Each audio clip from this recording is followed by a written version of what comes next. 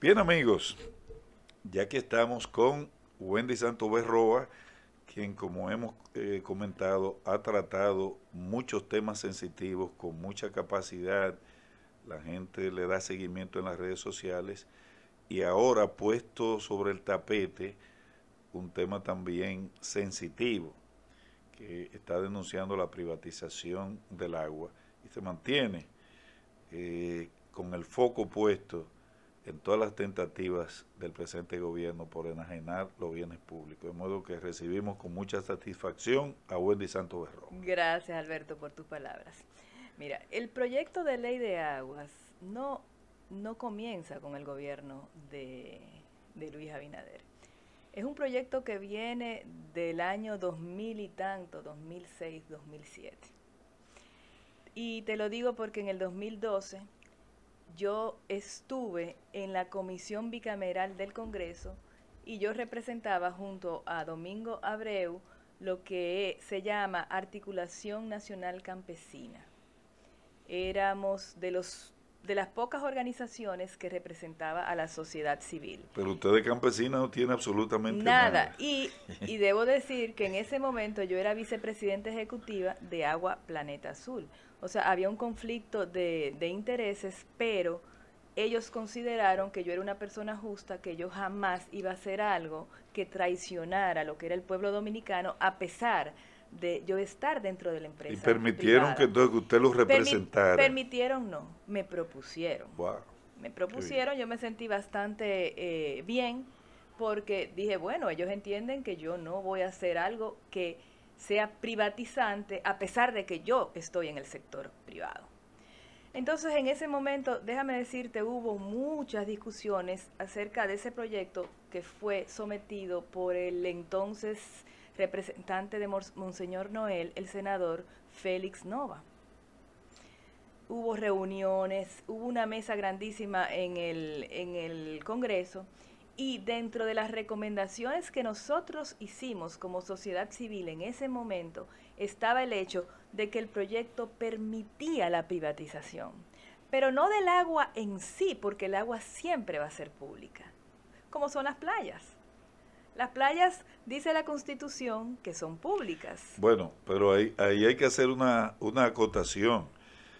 Dice la Constitución que son públicas, pero hay hoteles que tienen las playas restringidas solo a las personas que están operando ese hotel. Y eso es inconstitucional. Inconstitucional. Pero se permite aquí el Ministerio del Turismo y las autoridades. Pero claro, personas como yo que he ido a esas playas y me han sacado, yo les he dicho, bueno, ustedes me van a sacar aquí con las Fuerzas Armadas porque esta playa es mía. Pero esa soy yo, que tengo una personalidad X. Sí, y que está dispuesta a que cometa un exabrupto incluso. Claro, no, o sea, a mí no me importa. Pero las playas, a pesar de ser públicas, no tiene acceso el dominicano a muchas de las playas, sobre todo las del este. Entonces, es para que la gente vaya entendiendo lo que significa la privatización del agua. No es que el agua va a ser privada porque un grupo económico va a tener el agua. Es que el Estado dominicano le va a conceder a esos grupos económicos la posibilidad de administrar el recurso agua, que prácticamente viene siendo lo mismo. Es lo mismo en la práctica. Claro. Cuando tú buscas el proyecto de ley que fue aprobado en el Senado antes de que este gobierno subiera, porque fue en junio del año 2020, que perimió en el Congreso y fue reintroducido hace apenas unos años, ese proyecto de ley habla precisamente de lo que son las concesiones. Pero ¿qué pasa? Como la sociedad civil en ese momento se opuso al concepto de concesión, ellos en el proyecto reintroducido en el Congreso le cambiaron el nombre y le pusieron Derecho Real Administrativo. Es decir, que el Estado Dominicano tiene derecho a conceder un derecho, valga la redundancia, real administrativo sobre el uso y aprovechamiento de las aguas. ¿Qué son las aguas? ¿Cuáles son los recursos hídricos que se pueden dar en derecho real administrativo? todos los que pertenecen al Estado Dominicano y esa es la totalidad de las aguas. Es decir, los ríos, las aguas subterráneas, que de ahí provienen los pozos, se puede dar en concesión las lagunas, los lagos. De igual forma, se puede dar en concesión las obras que tienen que ver, la infraestructura para que esa agua llegue al dominicano. Cuando tú dices, pero ven acá, ¿y qué significa esto? Significa que el Estado Dominicano le está dando la potestad a esos grupos para que manejen el recurso agua, pongan el precio del recurso agua y hagan lo que ellos quieran por un periodo que puede llegar hasta 40 años renovables. ¿Qué sucede? El proyecto todavía no ha sido aprobado, pero en el día 14 de agosto del año 2023 se firmó lo que fue el mal llamado Pacto por el Agua. Ese pacto fue firmado por el Gabinete del Agua, porque incluso excluyeron al CES, al Consejo Económico y Social, que no nos representa, no estoy diciendo que nos represente, pero los excluyeron, y en ese pacto firmaron los empresarios, firmaron los representantes del sector laboral, que como hemos denunciado, Luis Abinader le puso a esos representantes del sector laboral pensiones de 75,000 pesos mensuales de por vida. Los tres mosqueteros. Los tres mosqueteros hicieron un acto y dijeron, 4 años más que la reelección. Claro, ellos tienen 75,000 pesos sin dar un golpe. 75 de pensión. Más, aparte de todas las movidas. Todas las movidas que se dan por ahí. Pero la sociedad civil se opuso y mandó una carta al presidente de la República antes de que se firmara. La mandó la semana pasada diciéndole las razones por las que no iba a firmar el pacto.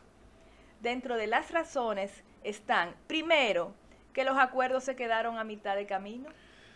Y precisamente en ese punto fue que usted se quedó en el video que publicó en su cuenta de Twitter, o sea, y dijo, en otro video correcto, voy a hacer el detalle de por qué. Exacto, entonces ese video lo vamos a hacer en vivo aquí hoy, porque bueno, es un poco largo. La hemos invitado con suficiente tiempo para eso, pero vamos a pedirle a nuestro director que ponga el corto video que usted publicó, que está en su cuenta de Twitter. Excelente. Para que a partir de ahí entonces hagamos la continuidad. La oligarquía no pudo conseguir en 20 años de gobiernos peledeístas lo que en este del PRM y Luis Abinader les costó menos de 3. Y se los digo con conocimiento de causa, porque en el año 2012 pertenecía a la Comisión Bicameral del Congreso, que estaba conociendo del proyecto de ley de aguas. Domingo Abreu y yo representábamos a la Articulación Nacional Campesina, una de las organizaciones de la pírrica representación de la sociedad civil. Todavía no se ha aprobado la ley. Pero el día de ayer, 14 de agosto de 2023, se firmó un supuesto pacto entre gobierno, empresarios y el sector social o sector civil. Y digo supuesto porque el sector social fue enfático hace unos días en una carta que envió al gobierno diciendo que no firmaría ese pacto bajo unas premisas que yo voy a destacar en otro video. Pero en sentido general, el sector social dijo que no firmaría porque detrás del pacto subyace la privatización de la administración del recurso agua. Y vamos a ver cómo lo confirma el señor Pavel Issa, ministro de Hacienda, cuando dice: este pacto dominicano por el agua que firmamos hoy debe convertirse en el sustento de la política de Estado que nos encamine hacia la reforma institucional y de la gobernanza, la capitalización del sector y la modernización para la sostenibilidad y la equidad en la gestión del agua. La gobernanza del agua deberá sustentarse en las tres funciones o dimensiones del agua. Se trata de un recurso natural que hay que proteger y conservar, de un derecho humano que hay que garantizar y de un recurso económico que hay que regular. Y de un recurso económico que hay que regular. En esa última frase está el tema. Ustedes verán cómo en los próximos años se va a encarecer enormemente el recurso agua, porque los acueductos, las presas, van a estar administradas por un periodo más de 40 años por el sector privado. Sí, amigos, ese mismo sector privado que firmó el pacto eléctrico y que tiene control de la energía eléctrica en nuestro país y de muchísimos otros servicios. Bueno, ahí ustedes escucharon a Wendy Santos. Entonces aquí estamos en la segunda parte de esos aspectos, esos detalles del Pacto del Agua, sí, por los cuales la mayoría de las organizaciones sociales dijeron se negaron a participar y los principales partidos de oposición también. Sí, mira, primero falta de transparencia en cuanto a la inversión requerida. El pacto habla de la construcción de más de 9 presas y de múltiples acueductos, pero nunca dice de dónde van a surgir los bienes. Pero ya todo el mundo está acordando, o todo el mundo no, perdón, lo que ellos montaron está acordando hacer esas presas sin incluso haber hecho estudios de factibilidad de esas presas. Una de ellas es sobre el río Chabón. ¿Quién es el representante? ¿Quiénes son los dos representantes del sector civil que firmaron el pacto?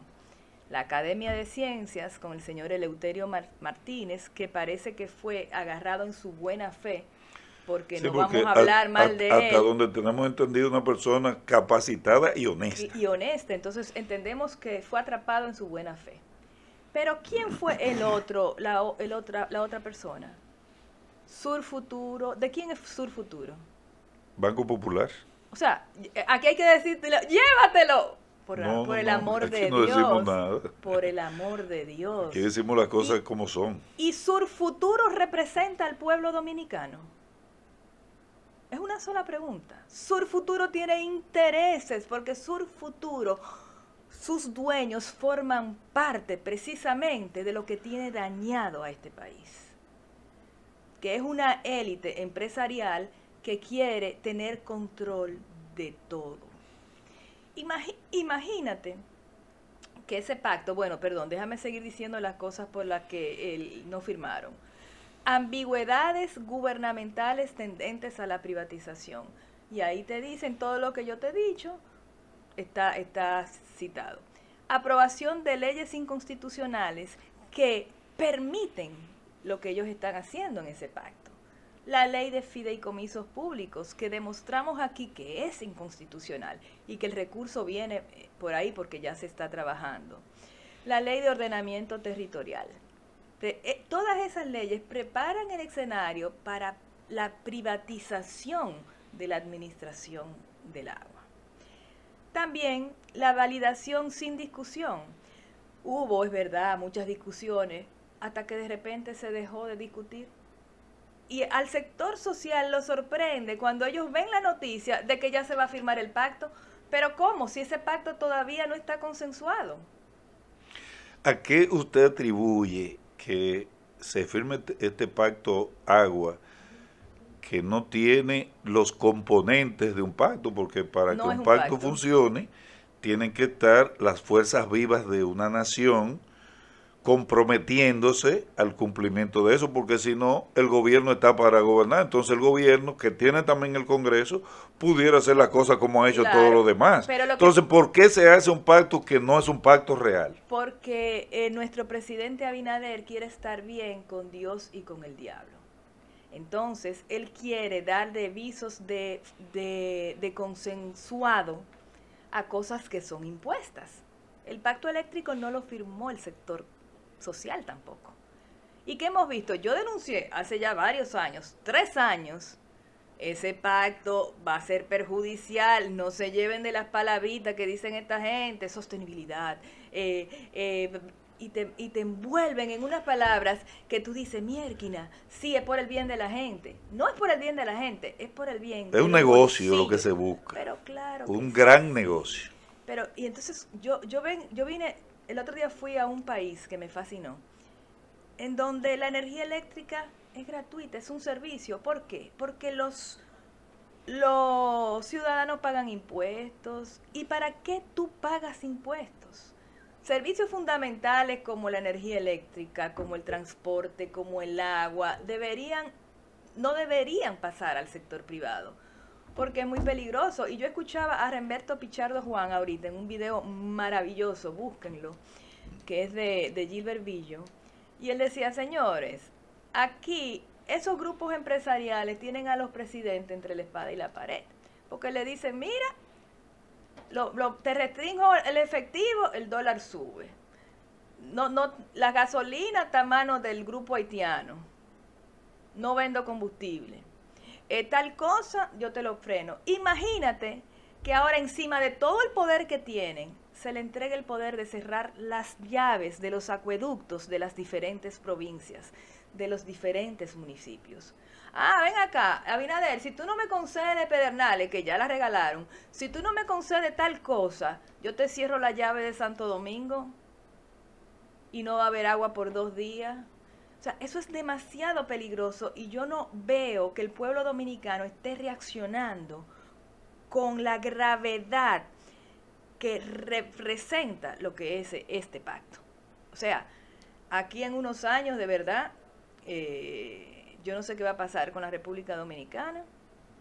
La gente se confunde porque aquí se está construyendo el narco, señores, el lavado de dinero. Usted va a Piantini y averigua los precios y es de $1 millón en adelante los apartamentos. Entonces no es el pueblo dominicano que va a tener acceso a esos inmuebles. Entonces, ese pacto, que no es un pacto, fue firmado por ellos. Ellos ponen al señor Eleuterio y a Melba y te escriben una nota de prensa diciendo que cientos de organizaciones firmaron. No, ¿y por qué usted no presenta en la oposición que hizo la Red Ambiental Dominicana, que tiene cientos de organizaciones? Otra cosa, el irrespeto a al CES incluso. Aquí el INAPA firmó un acuerdo con Mecorot, un acuerdo de más de $2 millones, o sea, 100 y pico de millones de pesos, de grado a grado. Eso es una empresa israelí. Sí. Entonces, yo quiero ver si usted tiene una idea sobre el porqué de la actuación del señor Luis Abinader, que es árabe, sí, y sabemos que los árabes tienen un conflicto histórico con los israelíes, y la posición del gobierno dominicano es totalmente pro-israelí. Incluso en la Feria del Libro, sí, se dedicó a Israel. Hay un boicot en el que participan escritores importantes, incluyendo Junot Díaz, que es uno de los escritores dominicanos más internacionales, está participando en un llamado boicot a la feria, entre otras cosas porque le fue dedicado a Israel, correcto, que es un país que tiene un apartheid y que tiene denuncias internacionales de violaciones de derechos humanos hacia los palestinos y todo lo demás. O sea, es un Estado que está actualmente en el extremo de la ultraderecha, sí, ultraconservador.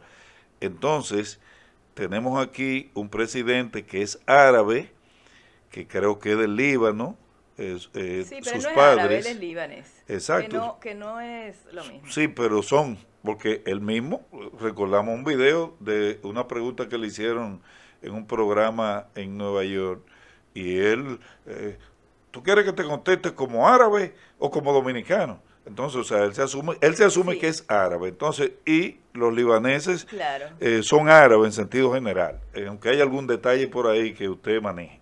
Pero el caso es que la línea de este gobierno es totalmente pro-israelí, hasta el punto de que el único gobierno que le hizo coro a Donald Trump cuando dijo que iba a cambiar la embajada de los Estados Unidos de Tel Aviv a Jerusalén, que eso iba a implicar un incremento, una escalada en el conflicto religioso político y militar con los palestinos, porque se supone que Jerusalén, eso hay que dejarlo como algo neutral ahí, y el gobierno dominicano de una vez dijo que iba a mover la embajada dominicana de Tel Aviv a Jerusalén también, desde que lo hiciera los Estados Unidos. Entonces, ahora se habla de este contrato con una empresa israelí, Mekorot, y entonces, ¿qué es lo que hay? ¿Cuál es el negocio? ¿Cuál es el interés que tiene el señor Luis Abinader y su gobierno, siendo árabe,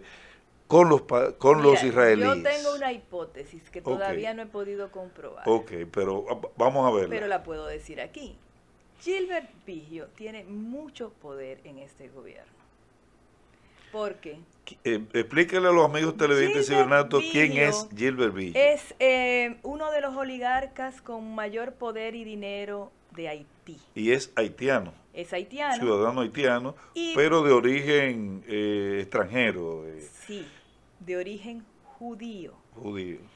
Gilbert Vigio fue sancionado por el gobierno de Canadá, junto con otros 3 o 4 miembros de la élite empresarial haitiana, por una serie de cosas por financiar a la armada haitiana, etc. Las bandas armadas. Las bandas armadas.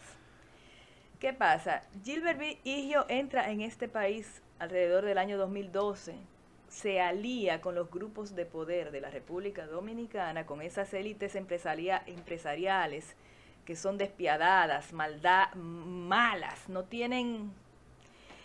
Y compra, incluso yo creo que todas las gasolineras son de Gilbert Vigio, casi todas. Se alía con el grupo Martí, con varios grupos.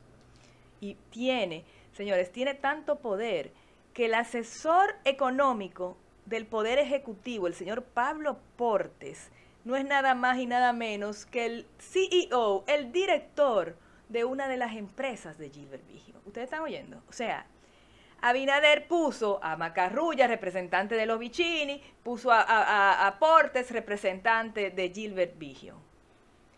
Incluso, una de las empleadas de Gilbert Vigio es actualmente viceministra de Energía y Minas. O sea, que él, teniendo los negocios... ¿Cómo se llama esa funcionaria? Yo no recuerdo. Si tiene el nombre. Bueno. Yo no recuerdo el nombre, pero está por ahí. Es un nombre raro. Entonces, Gilbert Vigio no solo es judío, él es cónsul en Haití de Israel. ¿Cómo? O sea, es un hombre que opera con el Estado israelí. De ahí entonces, ya estamos entendiendo.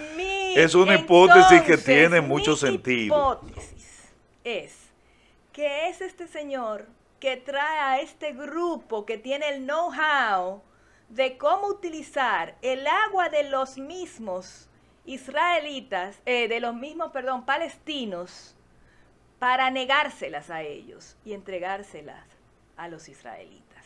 El agua, ¿cómo así? Explíquenos eso. Bueno, busquen ahí busquen Mekorot, apartheid, palestinos, y ahí le van a salir múltiples artículos que dicen cómo esta compañía Mekorot le cierra la llave cuando quiere a los palestinos y le vende el agua mucho más cara que a los israelitas, siendo el agua de su propio terreno, subterránea. ¿El señor Gilbert Vigio tiene algo que ver con este tema del pacto del agua? No lo sé. Okay.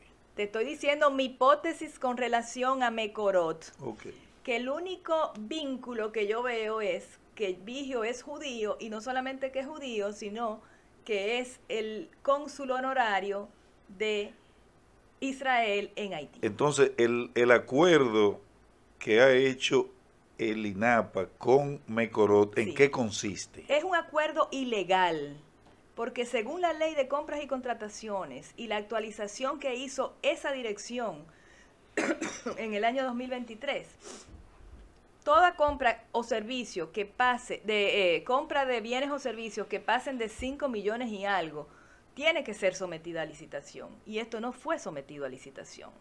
Esto fue grado a grado. Y la Dirección General de Compras y Contrataciones no ha dicho nada. Y entonces, y nosotros, perdóname, un grupo de organizaciones le mandó un acto de alguacil a Compras y Contrataciones, a INAPA, al presidente de la República, al presidente de la Cámara de Diputados y al presidente del Senado, para que dejaran sin efecto ese acuerdo, porque además de que viola la ley de compras y contrataciones, tiene un sinnúmero de cosas, como por ejemplo, que el tribunal competente en caso de litigios estará en Londres y será una corte arbitral en inglés.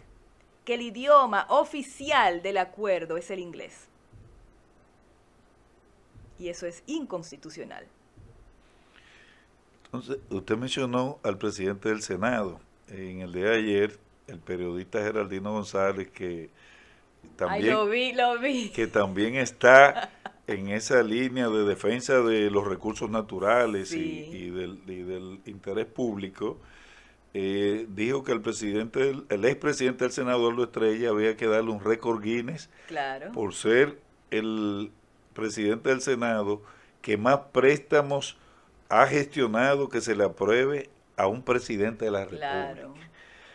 Ahí no llegó un solo préstamo que no se aprobó, porque como el PRM metió una mayoría mecánica, eso, no importa lo que dijera la oposición, eso iba, y según los cálculos, incluso el economista Juan Ariel Jiménez en el día de ayer dijo que ya vamos por más de 25,000 millones de dólares. Entonces la pregunta es, en ese mismo contexto, si ya llevamos en este gobierno más de 25,000 millones de dólares cogiendo prestado y no se han visto las grandes obras en las que se ha invertido ni siquiera una décima parte de ese dinero, ¿por qué en este pacto del agua y un anuncio reciente que hubo conectado con ese pacto de que se van a construir algunas presas por el sector privado y que sería ya la entrada formal del sector privado al tema del agua, del control del agua desde su fuente, lo que es equivalente a las generadoras de electricidad privadas en el aspecto del sistema eléctrico? Entonces, si hemos cogido en este gobierno y seguimos tomando miles de millones de préstamos como ningún otro gobierno anteriormente, ¿por qué si se va a hacer una presa el gobierno no lo hace con ese dinero que ha cogido? Porque a Abinader no le interesa. Porque al presidente Luis Abinader le interesa entregarle el recurso agua al sector privado, a esa élite empresarial malvada, y tengo que decirlo porque es malvada, que lo rodea, y que él forma parte de ella también. Son despiadados, no les importa que el pueblo dominicano esté pasando hambre, lo importante para ellos es tener dominio de todo. Y déjame decirte que cuando este país termine de derrumbarse, ellos sencillamente ni maleta cogen. Ellos tienen sus viviendas en otros lados del mundo. Tienen a sus hijos estudiando fuera. Tienen doble nacionalidad. Entonces el dominicano que no está luchando hoy va a llorar con lágrimas de sangre lo que no ha sabido defender hoy. Porque el dominicano está muy en su zona de confort. No, eso no está pasando nada. Aquí estamos bien, porque mira, allí están haciendo uno de 25 pisos, estamos progresando. Entonces, cuando este país se descalabre, que eso vendrá, no sé en cuánto tiempo, ojalá que sea lo más tarde posible. Pero vamos al descalabro, de verdad que vamos al descalabro, porque el sistema de partidos políticos, todos son responsables, Leonel, Danilo, Hipólito y Luis Abinader, de entregar el patrimonio público a esas élites y de entregarles exenciones y de entregarles todo, mientras al pueblo se va oprimiendo. ¿Qué pasó con el pueblo francés cuando esta gente, Luis XVI, María Antonieta, seguían burlándose del pueblo? Llegó un momento en que, espérate. Lo acarrerearon. No, espérate. Hasta los hijos le fusilaron. Lo acarrerearon y lo llevaron de Versalles a París, como dicen en Parihuela. ¿Por qué? Porque los pueblos tienen un límite. Entonces, tratemos de no llegar a ese límite. Tratemos. Pero ¿cómo podemos no llegar a ese límite? Bueno, la ciudadanía que se ponga las faldas y los pantalones, que defienda lo suyo. Mira el tema migratorio, que es un tema peligrosísimo y no le estamos dando la debida atención. Mire, el presidente Luis Abinader ha anunciado recientemente, el pasado domingo, que va a reelegirse. Mucha gente, aunque estaban esos aprestos, entendía que él no lo iba a hacer porque un país con una crisis económica terrible, un gobierno que ha devaluado la calidad de la mayoría de los servicios públicos, sí. Un gobierno que ha sobreendeudado el país y además de todo eso, también un presidente con problemas internos serios en su partido. Claro. Entonces, hay gente que se pregunta, pero ¿y cómo es que él pretende hacer una reelección? Entonces, para no caer preso tan rápido. Entonces he escuchado otros que responden, no, es que él va a tener el apoyo sólido de la oligarquía, de grupos poderosos que van a hacer todo lo que esté a su alcance y van a poner todo el dinero que haya que poner para que se quede ahí contra viento y marea. ¿Qué piensa que va a pasar finalmente en el 2024, Wendy Santos? ¿Usted cree que se van a imponer los poderosos o el pueblo va a ganar la batalla? Mira, yo creo que es muy importante que saquemos a Luis Abinader, así como fue importante haber sacado a Danilo Medina en el 2020. La gente que votó en contra tiene que votar en contra hasta que aparezca un candidato que tenga la vocación de ganar. Hay que votar en contra. Estas personas no pueden, señores, no pueden seguir 4 años más. En 4 años no vamos a tener país. Ya esos grupos oligárquicos tienen más del 33% de las tierras dominicanas. ¿Qué quiere decir? Y eso fue al llegar el gobierno al poder, o sea que si se hace el cálculo ahora debe ser más. ¿Qué quiere decir? ¿Que vamos a vivir en un régimen feudal dentro de unos años? ¿Por qué? Porque lo que tú crees que es tu tierrita, no, pero yo tengo mi título con mi tierrita, te lo van a quitar porque hay duplicados. Para que tú entiendas, Alberto, en este país hay en papeles 133.000 kilómetros cuadrados más o menos, en documentación. Lo que quiere decir que aquí hay 2 o 3 propietarios por cada metro cuadrado. Cuando esta gente que tienen ya también una comisión para depurar los terrenos y la ley de ordenamiento territorial, tú que tienes tu tierrita, que crees que tú tienes un título ahí que es imprescriptible porque tú tienes tu derecho de propiedad, te lo van a anular los tribunales de la República y te van a decir, no, ese título es falso, ese título y te vas a quedar sin tierra y uno va a tener que comenzar a pagar una renta a estas personas. La verdad es que el que me oye cree que yo estoy hablando de teorías de conspiración, pero lo que quisiera es que guardaran todos los videos en los que yo vengo diciendo esta trama. Bueno, vamos a agradecerle a Wendy Santos Berroa, que es de profesión arquitecta, ¿verdad? No, yo soy abogada y psicóloga terapeuta. Entonces yo ejerzo las dos. Yo lo que pasa es que me pongo en modo psicóloga o modo... pero siempre está en modo activista por la defensa del interés nacional. Y perdóname, la palabra que tú me decías, la pregunta que me hacías hacia el 24. Los grupos de poder tienen mucho dinero. Entonces pueden hacer que la percepción... dirigir la percepción a que Luis está ganando y la gente termina votando por Luis porque a la gente le encanta votar por el que está ganando. Pero amigos, no se dejen engañar, no se dejen engañar. Vamos a ver quién de los candidatos o cuál de los candidatos puede vencerlo. Y vamos a votar por ese candidato aunque sea con la nariz tapada y así. Y le decimos a ese candidato que pueda ganar, mira, ya nosotros no somos los mismos de cuando antes. Como pueblo, nosotros te vamos a quitar en 4 años si tú tocas lo que no es tuyo, si tú permites que aquí haya corrupción y si tú no sometes a todos los que han puesto la mano en los bienes de nosotros los dominicanos. Bueno, muchas gracias y a ustedes también, amigos televidentes.